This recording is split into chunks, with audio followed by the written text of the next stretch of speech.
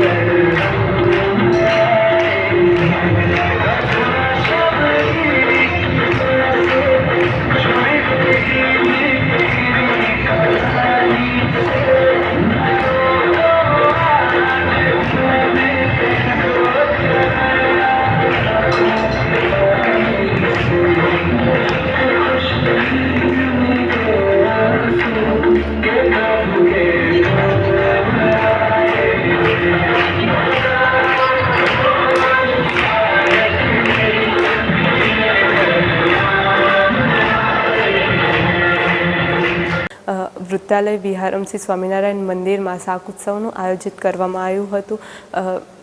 અમારા આચાર્ય શ્રી પરમ પૂજ્ય ધર્મધુરંધર 1008 આચાર્ય શ્રી અજેન્દ્ર પ્રસાદજી મહારાજ શ્રીના દિવ્ય આશીર્વાદથી આ શાકોત્સવ આયોજિત કરવામાં આવ્યું હતું, જેમાં રામ શ્યામ ઘનશ્યામનો મિલાપ થયો હતો અને અમારા મહિલા મંડળની સભામાં ઉપસ્થિત ડૉક્ટર ઉર્વશી કુંવરબા પધાર્યા હતા અને સૌ હરિભક્ત બી પધાર્યા હતા, જેમાં મેં 500 વર્ષ બાદ આ રામ ભગવાનનું મંદિર બની રહ્યું છે અયોધ્યામાં અને ત્યાં રામ ભગવાનના મૂર્તિની પ્રાણ પ્રતિષ્ઠા થઈ રહી છે, જેમાં આખા દેશમાં ઉત્સાહનો માહોલ છે, દિવાળી જેવો માહોલ છે અને મને બી એના માટે ખૂબ ઉત્સાહ છે અને એના માટે મેં આ સોંગ પસંદ કર્યું હતું અને એના ઉપર નૃત્ય કર્યું હતું। જય શ્રી રામ, જય શ્રી સ્વામિનારાયણ।